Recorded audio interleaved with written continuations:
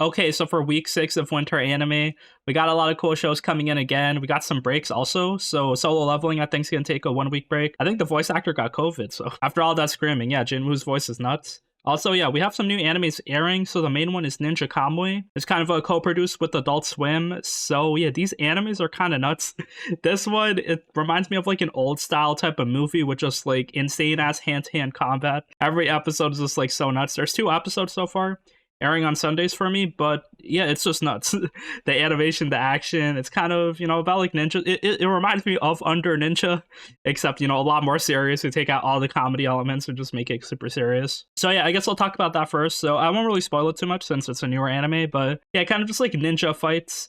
We have like an undercover ninja group in Japan. If you leave the ninja group, then you're gonna die. So yeah, even if you try to hide, they'll track you down. So yeah, like a lot of like, sad moments. A lot of cool death flags as well. It's first episode, you kind of expect the death flags. It's like, it's coming, but they did a good job kind of setting it up, even though you expected everything. So yeah, a lot of sad moments, a lot of like cool, insane animation. So yeah, this anime is pretty nuts. I'm definitely going to keep watching it because I love action. I mean, if you don't like action, if you're like a more slice of life guy, this is probably not for you. But, maybe check it out. Another cool anime this season. I also think it's kind of funny. The main character, his like undercover name is Joe Logan. So I guess, instead of podcasting, instead of commentating on MMA, he's just out here like living his ninja life with his family. So yeah, that's it for Ninja Kamui. Let's talk about Solo Leveling next. So yeah, we have episode 7. I'll talk about it really quickly. I think Jinwoo is so stupid. Or I guess the author just wants cool action, so it doesn't really care about, he's only B level, he's soloing an S level now. So yeah, just like his thought process is kind of infuriating. So yeah, this dude, Jinwoo, he's kind of training with his sister, kind of like cute moments with him and his sister. But basically, he realizes that after he does his daily quest, he can do double the amount of exercise. So instead of like 100 push-ups, he can do 200. So after he does double, he gets the secret key to a hidden S rank dungeon. So I'm thinking, okay, that's like a good late game thing. Maybe you can put it in your pocket and like use it later because these keys don't expire, I think. But no, he instantly goes in because he hears there's an elixir of life in the dungeon and he wants that immediately to like save his mother. So I'm like, yo, that's like a cool goal. But if you're going now, like there's a risk of getting one shot. And if you die now, then your entire family's going to go into debt. Your little sister has to afford college by herself and take care of the medical bills. So this is very greedy. You're just going in, and it's not that smart either. So you can like kind of pile up on rewards. You can kind of over gear before you even try. You can like, farm some like trash mobs, like the girl from like Villainous Level 99 is doing. But no, he just like goes into the dungeon with the key and just like instantly like almost gets destroyed. Like it's kind of a miracle he didn't get one shot. But also before this dude even wants to kind of work with Jinwoo. He's like the same dude he saved in the previous dungeon. So yeah, he kind of offers Jinwoo like $20 million to like kind of carry him through like 20 raids. And after that, like he'll be like the guild master and then he'll keep Jinwoo's like secret safe. But Jinwoo doesn't want to do that because it's solo leveling. And he also thinks he can make more money just by being like an S rank adventurer himself because there's only 7 S ranks. Although this is also kind of dumb because I thought he's trying to keep his identity a secret. But yeah, anyway, Jinwoo does realize that he's the only one in this world that can level up. He doesn't really realize that, but he like assumes he is. So I mean, he's the main character, I guess he is. But yeah, basically a lot of like stupid things by Jinwoo, and then yeah, basically he's going into the S rank dungeon immediately. Barely any preparation, and this 3-headed Cerberus like kind of attacks him here. So yeah, he's kind of like in this like burnt city environment, and he's kind of running away from it because its attacks are pretty rough, and it has like this rage ability, so now it like kind of feels no damage for 3 minutes. So Jinwoo kind of runs away, tries to survive. He realizes that he's taking way too much damage, and these health potions are barely able to heal him. They only heal 100 HP. He has 3,000. So I'm like, can't you just gear up before you even tried this? Like, this is your own fault, bro. I feel no sympathy. And then yeah, Jinwoo also tries teleporting out because that's like his emergency exit, and he drops the teleportation stone. This dude has butter fingers. Are you serious? He looks at his inventory. He looks at the store, I think. He realizes that he has like this potion that gives him damage reduction. So yeah, he drinks that potion. I think it makes him stronger as well. And then he like stabs the dog in the eye. So he does this. It's like pretty risky. He barely has like 100 HP left remaining as the dog's like biting him. But yeah, he kind of like, chops the eye off and then kills the dog. So, I mean, he did it. Good job. He gained like 4 or 5 levels instantly. So that's cool. It is just so stupid. You could have been a bit smarter about this. Have a cool episode. The action continues. Like the action is like really nice. It's just that, I got problems with this guy being the main character, but it is what it is. Also, the brother of the party leader that he killed last week, apparently he's in a foreign country and he's trying to kill Jinwoo because he wants revenge on his brother. So, I mean, I guess we'll see what's going to happen. But yeah, next next week, again, it's going to be a recap episode. So yeah, 2 more weeks till we get some new Solo Leveling. But yeah, I'm really enjoying this anime. We got some good action here and Ninja Cowboy. So yeah, the season's been pretty lit. Also, after that, we got Free Run episode 23. Yes, I'm loving so many animes. They're all high quality. I could just talk about them forever. But Free Run is just like amazingly consistent. Every episode of this fantasy world just like makes you so invested. These like kind of journeys, these characters are so nice. So yeah, they're doing the next part of the magical exam. So now they have to kind of raid a dungeon. And then the girl that's like kind of proctoring the exam, she's like, okay, I'm a pacifist. I don't want anyone to fight each other or die. So you can like raid the dungeon. If you're in any danger, you can smash this glass bottle and you'll fail the test, but then you won't die. So basically she gives people an escape route, but basically all of them are kind of like in a free-for-all to explore the dungeon. They can kind of team up or they can do it themselves. It's up to them. So yeah, most people, as you expect, they kind of don't want to trust each other. So they, a lot of them kind of go under separate ways. Some people join in like 1, 2, 3-man parties, but for the most part, it's like 1 or 2 people by themselves. So then, yeah, Free Run and Fern are together. They're with the proctor Sense, who has like kind of long hair. That's like her magical ability. It's kind of like a cute little girl, but she seems like a bit older than how she looks. But she's following Free Run and Fern, and they seem to be having no problem. Free Run's probably raided thousands of dungeons, and yeah, their goal is basically reach the bottom of the dungeon. It seems like not the worst thing to do, depending on what kind of traps there are. But if you're like kind of less experienced, then you'll probably die. Also, a funny moment we see: Free Run loves to open every chest, even though it's an obvious mimic inside. They have like a mimic detection spell, but Free Run's like it has 99% effectiveness. So yeah, what if the 1% chance we get a Mystic Grimoires? So yeah, Free Run loves like kind of exploring dungeons, looting every room basically. She learned that from the hero Himmel, which I really liked. I really liked seeing their connection. So yeah, Himmel taught Free Run the magic of exploring dungeons all the way, 100% completion. So yeah, Free Run is with Fern. They're just taking their time. She's getting eaten by all these mimics while Fern is like pulling her out. It's all very funny. But yeah, like the kind of BS part of this dungeon is that you have to fight a clone of Free Run, it looks like. So yeah, there's like someone kind of making clones that have like your exact magical power. So yeah, I don't think anyone can fight Free Run. So the old man Den can, he's also like with a group of other people, and they're kind of grouped up to fight with Free Run's clone.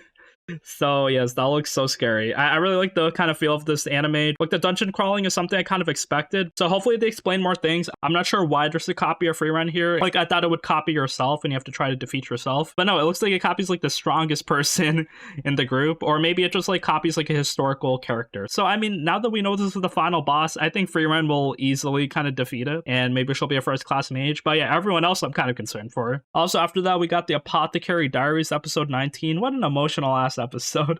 It felt like the end to an arc. Like they were kind of like building on something. Like it felt like we had a lot of irrelevant episodes in the past like 2 or 3 episodes, learning about the old man Lakin, and then learning about all these like other random cases, like the building kind of going on fire. It all felt kind of like just, you know, random stories, but they all kind of tied together. Mama realizes that all these coincidences are kind of linking onto something, where someone stole like these ceremony tools and is going to sabotage something. Also, Jinshi kind of offers her a bazaar, I think, of an ox as a reward to like kind of continue on with her investigation. So yeah, she keeps doing it. Although when she goes into the library, she like kind of discovers some like crazy shit. So one of the pillars of the ceremony room, it was very unstable. So if anyone wanted to sabotage it, then they can kill whoever's doing the ceremony. And a person doing the ceremony is probably someone with royal blood or something. So Mao Mao realizes that someone is gonna die unless she stops them. And the ceremony is happening today. And she kind of gets like stopped by the guards because, you know, you gotta be important. She's just like a random servant girl. So then she really wants to stop this person from dying. So she keeps going. And then the main guard kind of like hits her in the face with the club. That shit was brutal. I thought she was dead. Looks like she's concussed, but she's still getting up. She's like barely conscious. She still kind of goes, and then that guard kind of fucked up because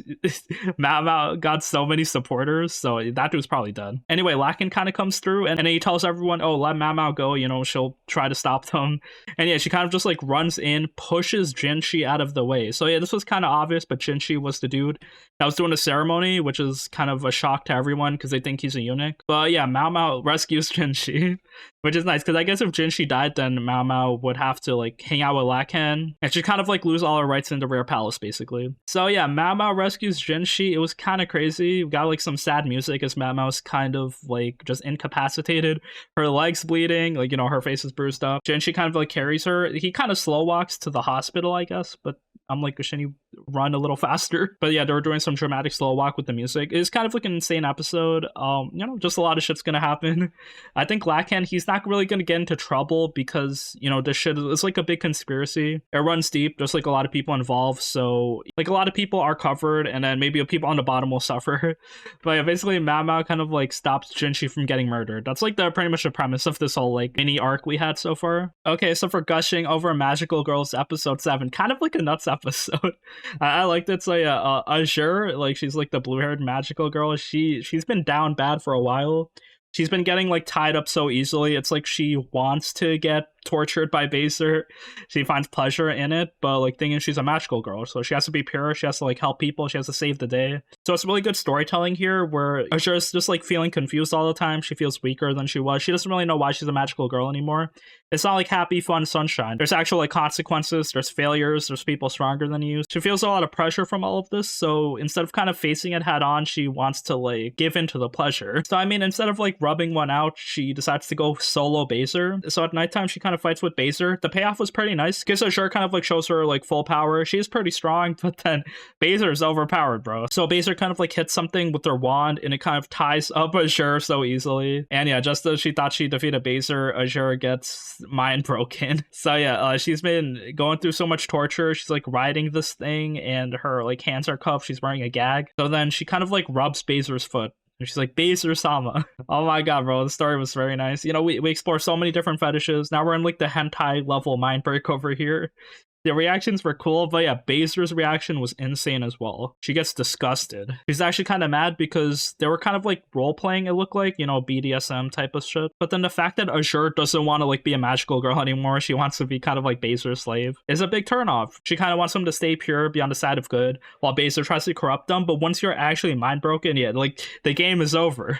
She doesn't have fun in that anymore. So she kind of runs away, even though she like captured Azure. So yeah, that's it for that episode. Kind of crazy character writing. I kind of like it. I know a lot of people are gushing over this show. So it's kind of nice to have like actual good story moments. I thought it was getting a bit repetitive, but now yeah, I'm like more invested again. Also after that, we got Undead Unluck episode 19, kind of like a meta episode. So yeah, they have to write a manga because we see that Fuko's favorite manga is the one that she read in the first episode about like people falling in love. It's actually like a prophecy from the future. So Juice kind of assumes that the person writing the story has a power and they might be able to predict the future. So they can do that to kind of like aid their quest into like defeating all the Umas. So yeah, in order to actually talk to the manga writer, her name is like Ano Un, they have to write their own manga to get into like the production industry. So yeah, they spend like a whole day kind of grinding on this manga. It's basically about like Fuko's life. It's called Undead Unluck. So yeah, just like Fuko and Andy's story. Pretty much, what we've seen is the manga. So yeah, very meta storyline. Fuko's just like working so hard. They also have like all these kind of artifacts to help them work faster, give them extra arms, drinking energy drinks. So yeah, Fuko like writes the story. Andy kind of helps on the paneling, and then everyone's like doing all the shading, the coloring. So yeah, after the manga's written, they do go into like the building to sell it. They like Fuko's idea, and then they actually like coincidentally get into a phone call with the author of the other manga that they're looking for. And then yeah, she seems to be like this blonde lady living in Canada, and then she invites them to like kind of hang out with her. The next episode, I guess we'll see her. Maybe we'll learn more about the future. We'll see what's gonna happen. But yeah, pretty insane episode. Like every episode, just like random shit's happening. Okay, so for Delicious in a Dungeon episode 7, we eat a lot of seafood this episode.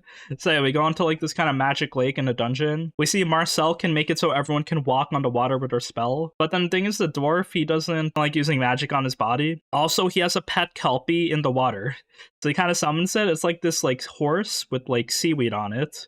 So he tries to ride the kelpie because they've been friends for a while, but kelpie is a monster. And everyone else is telling him, yeah, don't trust monsters in the dungeon. Even if you think they're your friends, even if you think they're pets, they're still monsters. So then yeah, as he rides the kelpie, it kind of just like drags him down. This friend that he met for years just decides to kill him. So yeah, they go down. Laios kind of helps kill it. And then they drag it, they eat its body. Yes, we eat in this like horse meat. Also after that, we're not done because there's a kraken in the water. So they're kind of like wondering, hey, it's a problem if we like, destroy the ecosystem, if we kill these fishes. But yeah, giant kraken comes in to like kill the merman and the fish. So they decide to kill the kraken to kind of like, balance everything out. They do kind of like kill it.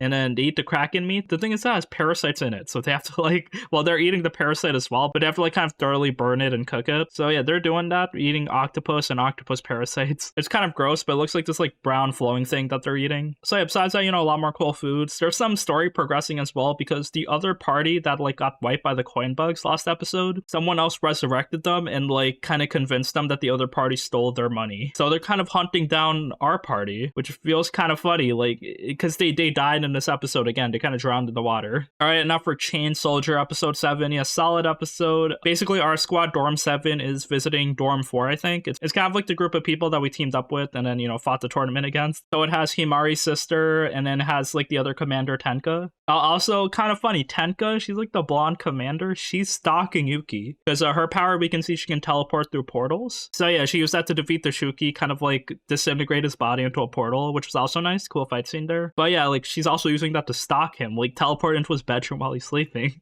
That's nuts. Oh, also, yeah, Yuki got a reward for helping out his 2 masters. So I was like, bro, 3 some reward? Let's go. Although it was a bit tame. They're just like, into hot springs together, kind of. So yeah, it's whatever. Maybe there'll be more spicy rewards in the future, or read the manga to find out more. But basically, after defeating the big bad, they kind of chill, hang out together. And at the end of the episode, Tenka kind of talks to Kyoko, gives her like the rundown on stuff.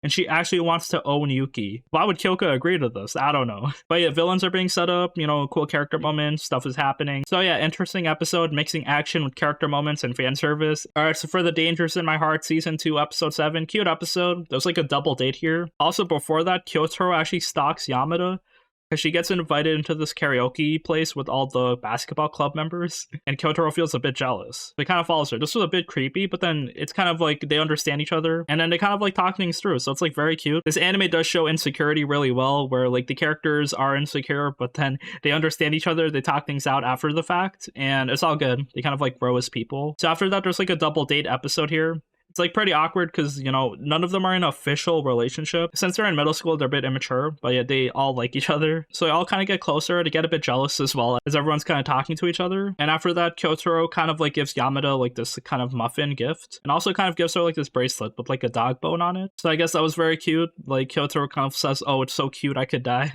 Yamada starts crying. So yeah, they're like super close. It's kind of so cute episode by episode. They're not really, official relationship yet, but they're pretty much at that point. So yeah, very cute episode. Okay, so for Buchigiri, episode 6, kind of nice episode. It's like the ending to the fight where Arjun beats the guy. Well, he's on Fraud Watch. Well, he's been on Fraud Watch because he has like the stand power, but he only fights for girls. I have no problem. I know they're setting something up, but yeah, I mean, I didn't like how the fight went, but like the action was nice. Maharu was gonna get like killed by the guy, and Arjun kind of saves her. But yeah, Arjun beats the guy after everyone else is beaten up. So everyone else is just injured. We see the heads of the other gangs kind of like knock each other out. They're basically fighting on a bridge, and the bridge collapses. So yeah, a lot of shit happens, but yeah, basically Arjun beats the guy with the stand power. He hit him with multiple punches, which was nice, but he still doesn't change his mindset. He only fights to save women. He doesn't really care about friends or anything else. This episode felt like a cool escalation finale to everything. We got a lot of backstories on Jin. We learned why he like started his own gang. Okay, so for Mashle Season 2, Episode 6. So basically Mash and everyone else, they kind of like move on to the next round. He beat the purple team with the guy that has like the pain transfer power. So the rest of his team got defeated by Macaron. So yeah, he's the dude with the music powers. Yeah, this dude's like a psycho,